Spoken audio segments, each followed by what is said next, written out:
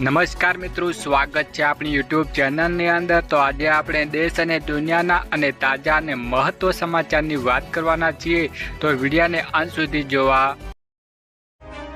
સૌપ્રથમ સમાચારની વાત કરીએ કે અંબાલાલ પટેલની ડરામણી આગાહી। ગુજરાત ચોમાસાની શરૂઆત થઈ ગઈ છે। સમગ્ર રાજ્યમાં વરસાદી માહોલ યથાવત છે। હવામાન વિભાગ દ્વારા પણ રાજ્યમાં આગામી 7 દિવસ સુધી વરસાદની આગાહી કરવામાં આવી છે।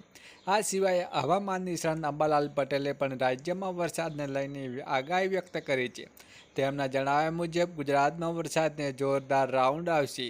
ગુજરાતમાં પ્રથમ સપ્તાહમાં પણ ભારે વરસાદનું અનુમાન હવામાન નિષ્ણાત અંબાલાલ પટેલે વરસાદની આગાહી કરતા જણાવ્યું છે કે 24 જૂન બાદ દક્ષિણ ગુજરાતમાં ભારેથી અતિ ભારે વરસાદનું કરતા અનુમાન છે। 24 થી 30 જૂન વચ્ચે દક્ષિણ ગુજરાતમાં ભારેથી અતિ ભારે વરસાદની શક્યતા છે।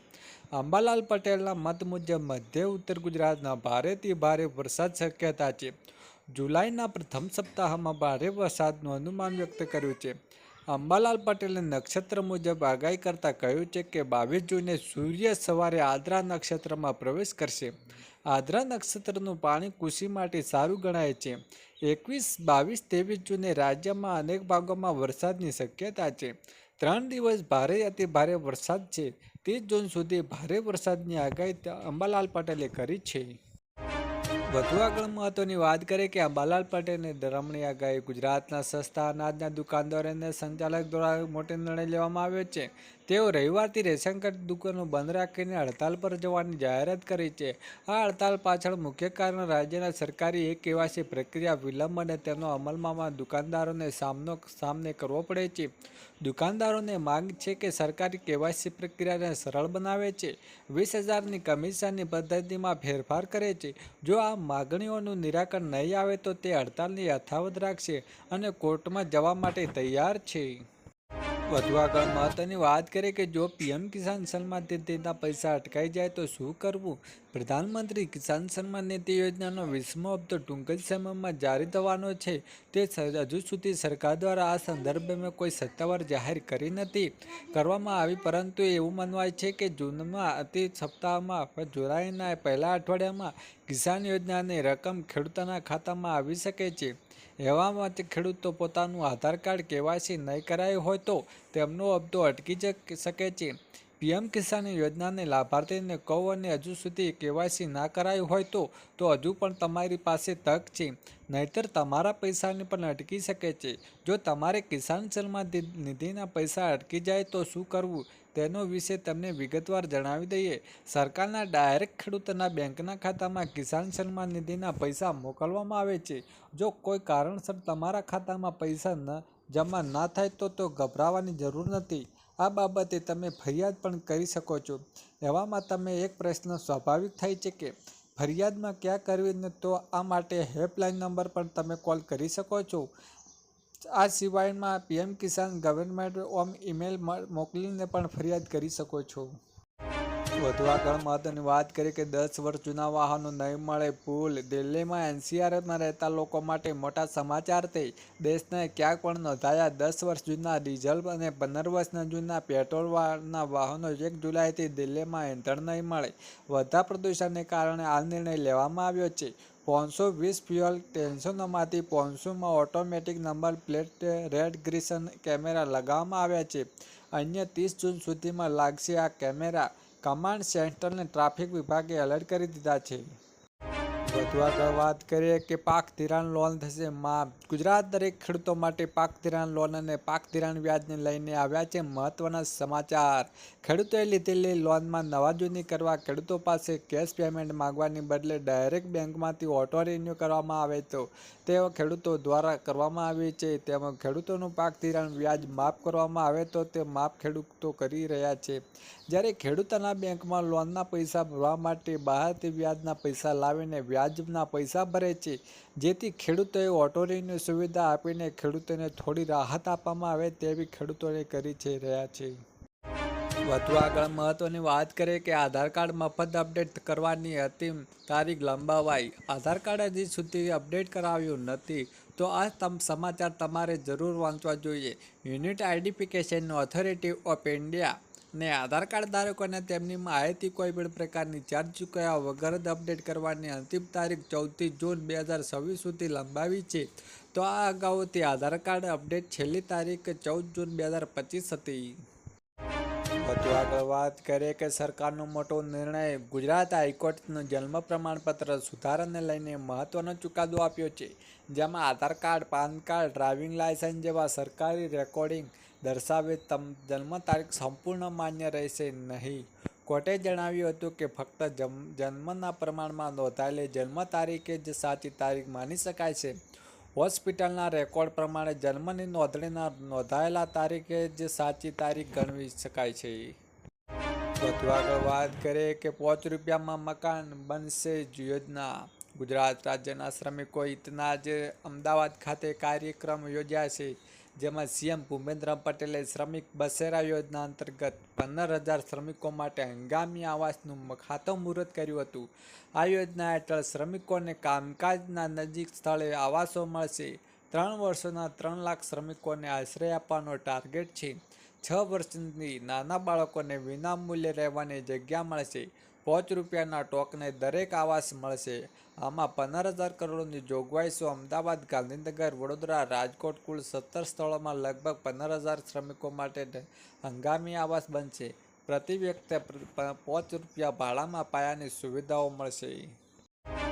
વધુ આગળ મહત્વની વાત કરીએ કે ગેસ સિલિન્ડરના ધારકો ધ્યાન આપે.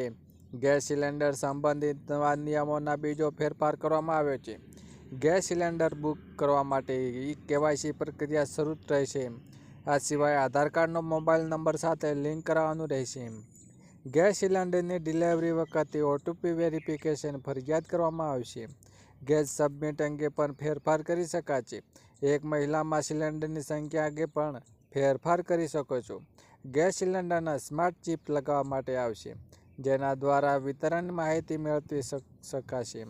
તમને જણાવી દઈએ કે હાલમાં જે આ નિયમો ફેરફાર લઈને એક તારીખ પણ સામે આવી રહી હતી, જેમાં બાદ 27મી એક ગેરસરકારી શક્યતા વ્યક્ત કરવામાં આવી રહી છે. જો કે આ વખતે હજુ સુધી કોઈ જાહેર થઈ નથી. વધુ આગળ મહત્વની વાત કરી કે સામાન્ય માણસને ₹10,000ની સહાય. ગુજરાતના દરેક ખેડૂત મજૂરો અને મધ્ય વર્ગના પરિવારો માટે ગુજરાત સરકારે આપ્યા રાહતના સમાચાર. હવે તે જનધન યોજનામાં ખેડૂતો, મજૂરો અને મધ્ય વર્ગના પરિવારોને ₹10,000 બેંક ઓવરપાસ્ટ આપવામાં આવશે. જ્યારે આ ₹10,000ની સહાય મેળવવા માટે જનધન બેંક એકાઉન્ટ હોવું ફરજિયાત છે. જ્યારે પહેલા યોજના હેઠળ ₹5,000ની સહાય આપવામાં આવતી હતી, તે હવે વધારીને ₹10,000 કરવામાં આવી છે. વધુ આગળ વાત કરીએ કે ખેડૂતોને મળશે ₹1 લાખની સહાય. મુખ્યમંત્રી પાક સંગ્રહ સહાય યોજના 75,000થી વધારીને ₹1 લાખ કરી ખેડૂતોને ખેત પેદાશને લાંબા સમય સુધી સંગ્રહ કરવા માટે યોગ્ય સુવિધા ઉપલબ્ધ કરવા તેમજ કુદરતી આફત અને ઓછા બજારમાં ભાવના કારણે ખેડૂતોને આર્થિક નુકસાન વેઠવાનો વારો ન આવે તે માટે રાજ્ય સરકારે નવી મુખ્યમંત્રી પાક સંગ્રહ સ્ટ્રક્ચર યોજના અમલમાં મૂકી હતી.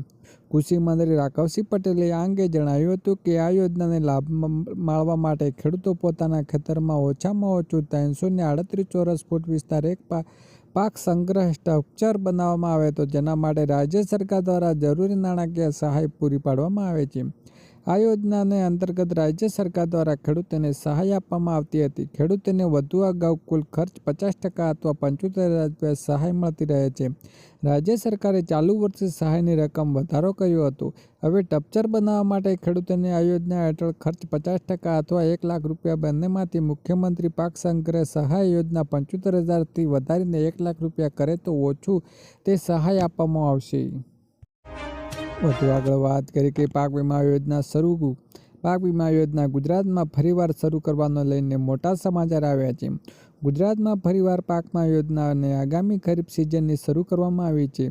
આ વખતે પાક વીમા યોજનામાં ખેડૂતોને લાભ થાય તે માટે વીમા કંપનીએ ખેડૂતોને લૂંટી ન જાય તે માટે નિયમો અને શરતો ખેડૂતલક્ષી કરવામાં આવ્યા છે.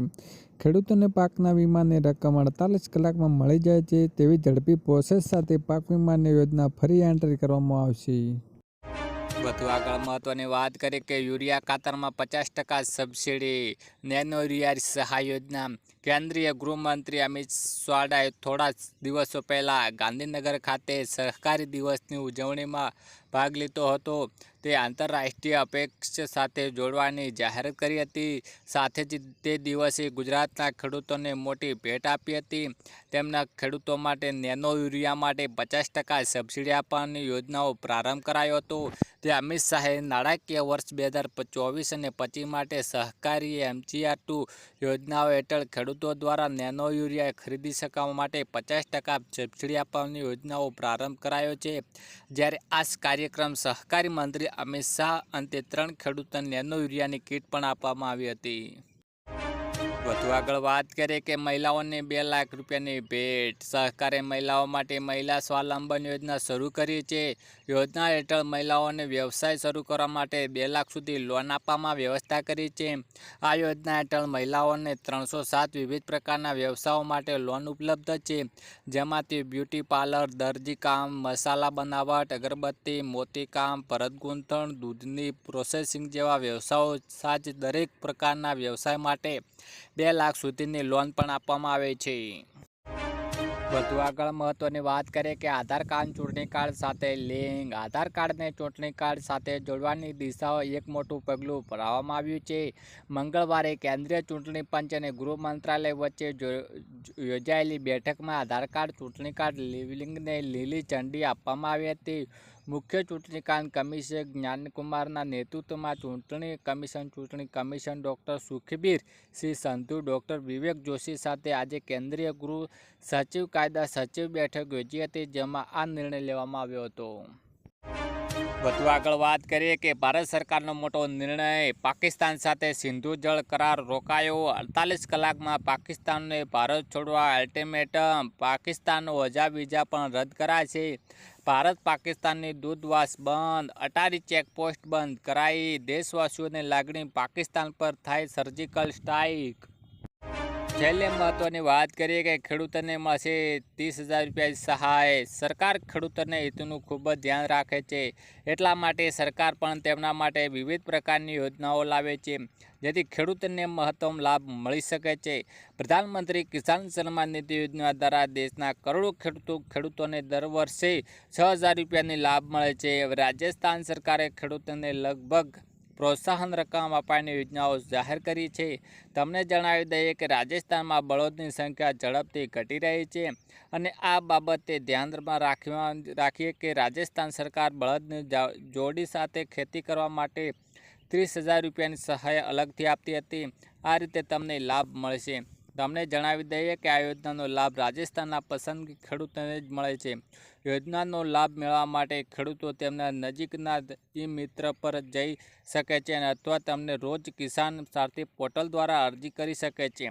અરજી કર્યા પછી તમને ઇસ્ક્રો ઓપરેટ તરફથી અરજીની રસીદ મળશે.